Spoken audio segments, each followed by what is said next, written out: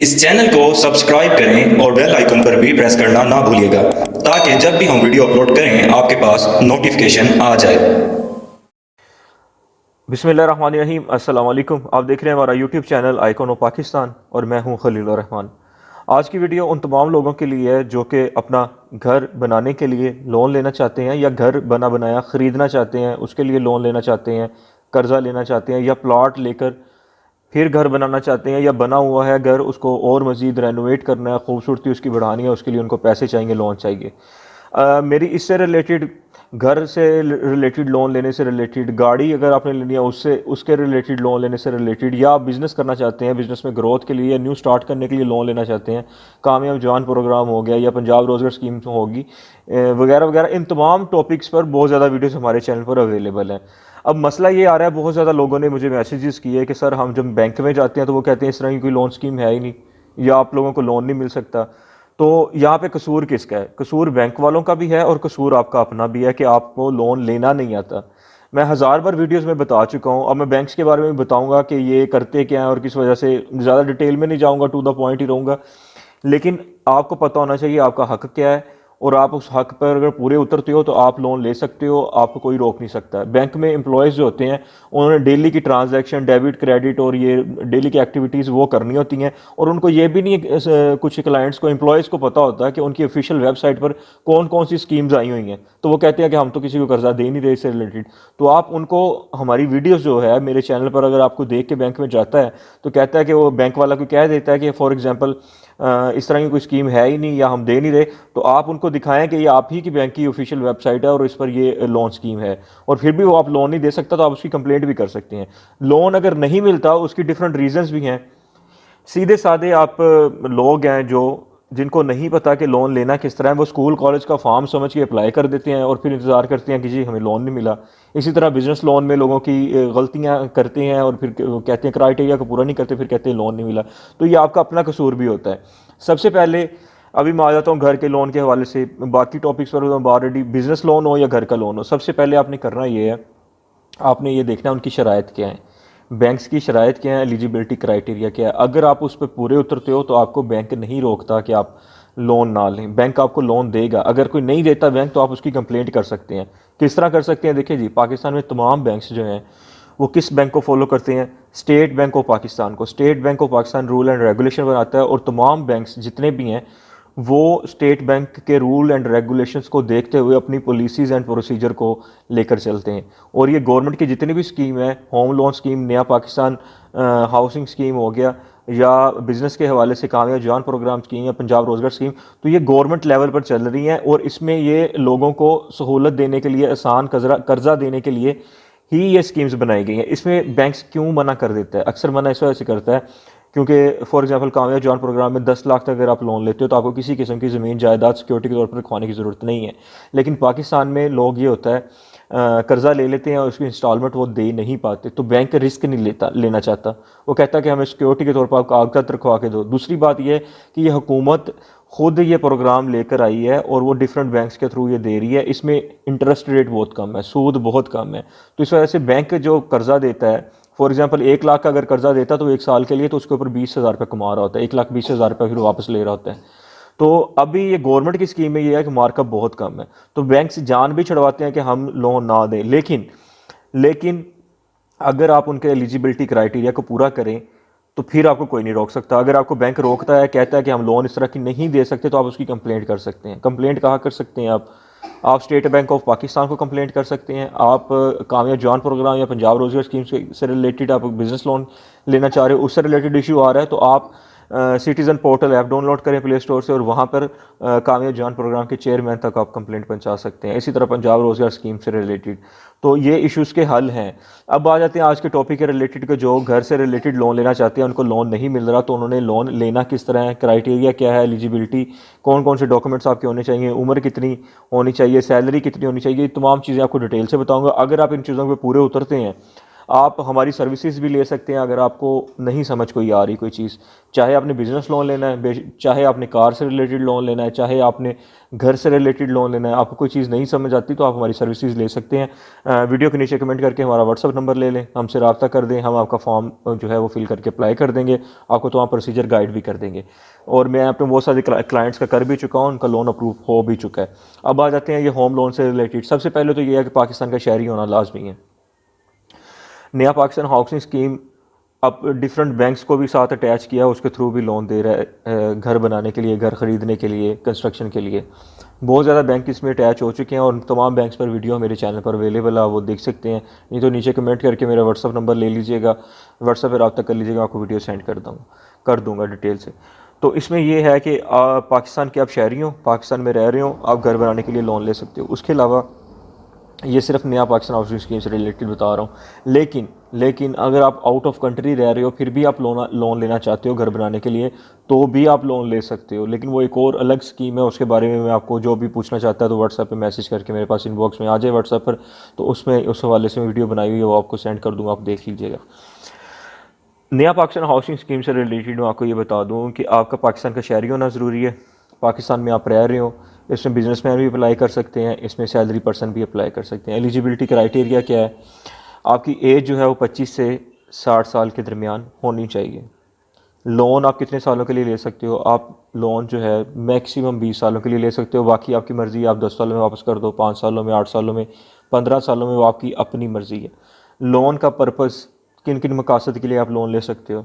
Loan आप बना बनाया घर, फ्लैट या अपार्टमेंट ख़रीदने के लिए भी ले सकते हो, या आप प्लॉट ख़रीद कर, ज़मीन ख़रीद कर उसके ऊपर कंस्ट्रक्शन करना चाहते हो, उसके लिए भी लोन ले सकते हो। या आपका घर जो है वो बना हुआ है, उसके ऊपर मज़ीद कंस्ट्रक्शन आपने करनी है, रेनोवेशन करनी है, तो आप उसके लिए भी लोन ले सकते हो।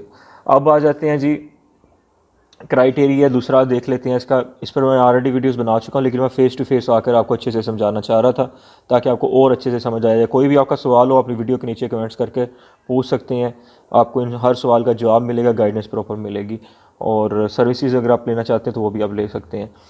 अच्छा, जो लोग बिज़नेस कर रहे हैं या जॉब कर रहे हैं, मिनिमम उनका एक्सपीरियंस जो है या बिज़नेस जो कर रहे हैं वो 5 साल का होना चाहिए इस लोन स्कीम में शामिल होने के लिए।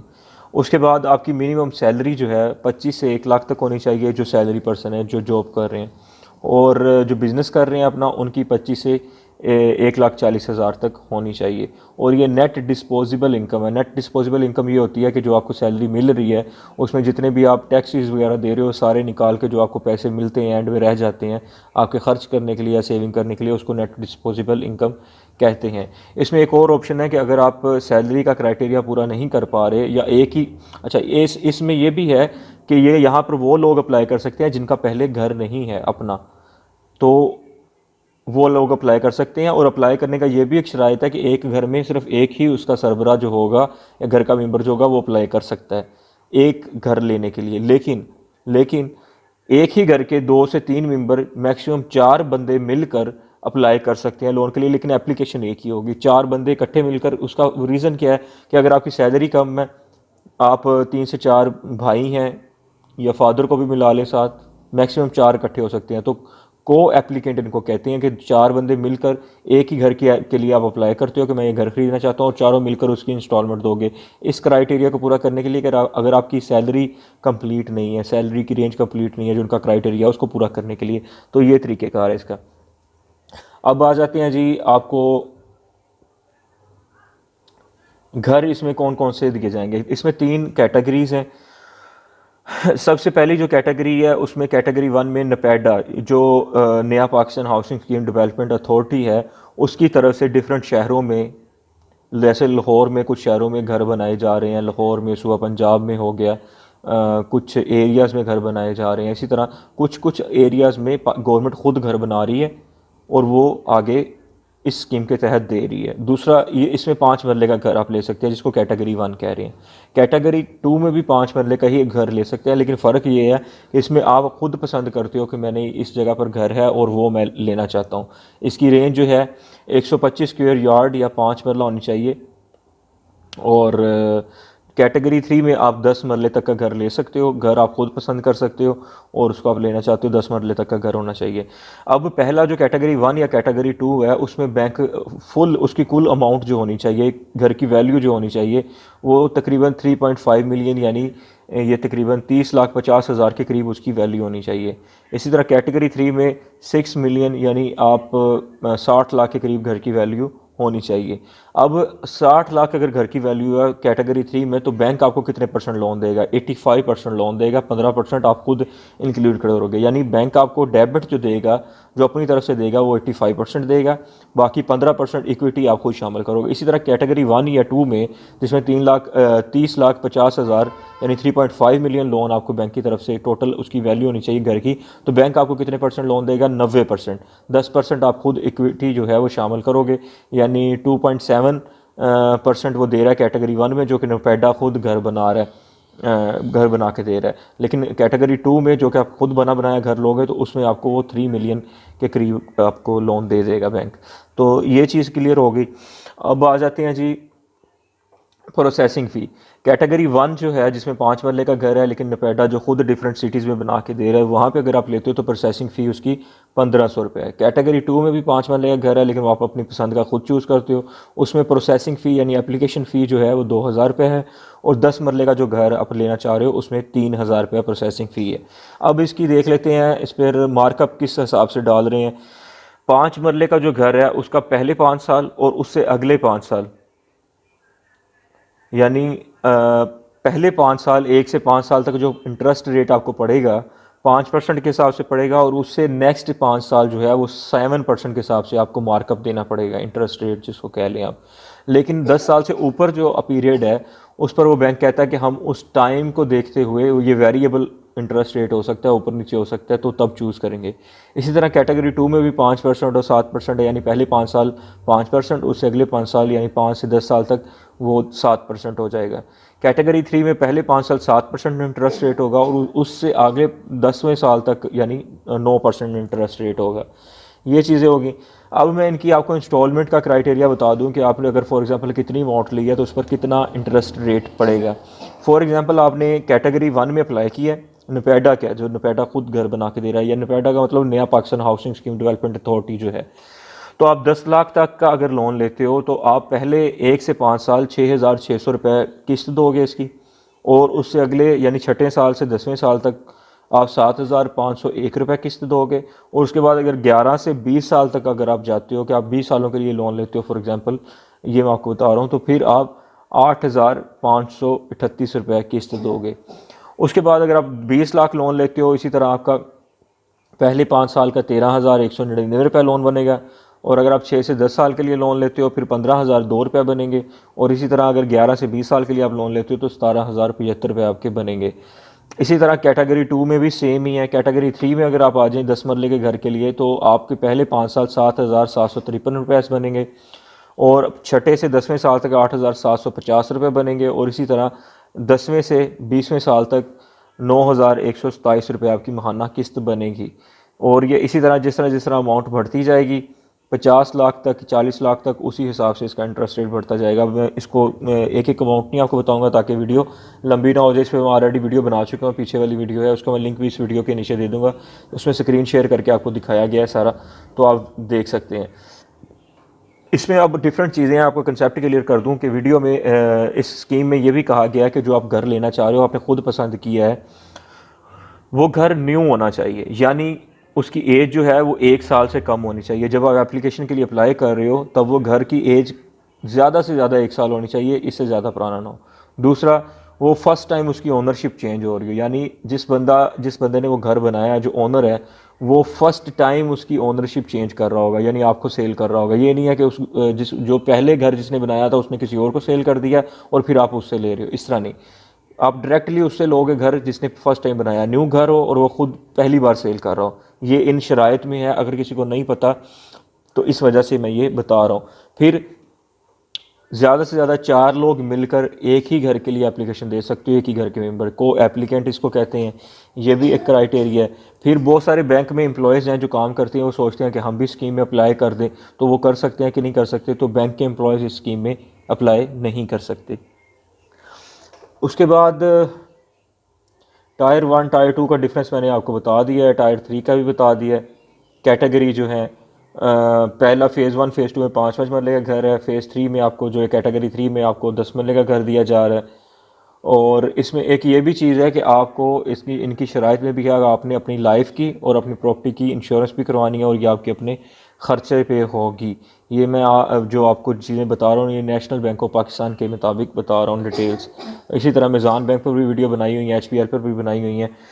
फिर ये सारी चीज़ें इसके मैंने छोटे छोटे जो आपके सवाल थे वो भी क्लियर कर दिए, तमाम चीज़ें इसमें बता दी हैं। कोई सवाल आपका रह गया हो वीडियो के नीचे कमेंट्स करके पूछ सकते हो। कोई आपका सवाल हो, अपने घर का लोन लेना हो, गाड़ी के लिए लोन लेना हो, या आपने अपने बिज़नेस को स्टार्ट करने के लिए, नया बिज़नेस स्टार्ट करने के लिए या बिज़नेस को ग्रोथ लेने के लिए लोन लेना हो, आप हमारी सर्विसेज ले सकते हो। वीडियो के नीचे कमेंट्स करके हमारा व्हाट्सअप नंबर ले सकते हो। वीडियो के नीचे डिस्क्रिप्शन में भी हमारा व्हाट्सअप नंबर दिया गया है। रिक्वेस्ट सिर्फ आपसे इतनी है कि काइंडली कॉल ना किया करें नंबर पर, जस्ट वॉइस मैसेज कर दिया करें व्हाट्सअप पर डिटेल से। आपका जो भी इशू हो हम फ्री होकर आपको हर इंसान को रिप्लाई करते हैं। एक एक इंडिविजुअल को करते हैं, थोड़ा लेट हो सकता है लेकिन रिप्लाई ज़रूर करते हैं। और किसी को भी किसी भी तरह की हेल्प चाहिए हो तो हमसे रब्ता कर सकते हैं। अगर आपको इस वीडियो में कुछ सीखने को मिला हो, लोन का प्रोसीजर क्या है मैंने आपको बता दिया अप्लाई करने का, ये सारी क्राइटेरिया को आप फुलफ़िल करें, बैंक विज़िट करें, उनसे आप एप्लीकेशन फॉर्म लें, वो आप फिल करें, सारे डॉक्यूमेंट्स साथ अटैच करें, जो कि मैं पहले वीडियोज़ में सारी चीज़ें बता चुका हूँ कौन कौन से डॉक्यूमेंट्स लगते हैं। किसी ने देखनी हो तो वो आप देख सकते हैं। वो आप डॉक्यूमेंट साथ अटैच करें, फॉर्म फिल करें, बैंक में सबमिट कर दें। आपका एलिजिबिलिटी क्राइटेरिया वगैरह पूरे उतरते हो, आपको कोई भी लोन लेने से नहीं रोक सकता। ये सारी डिटेल्स हैं इसके हवाले से।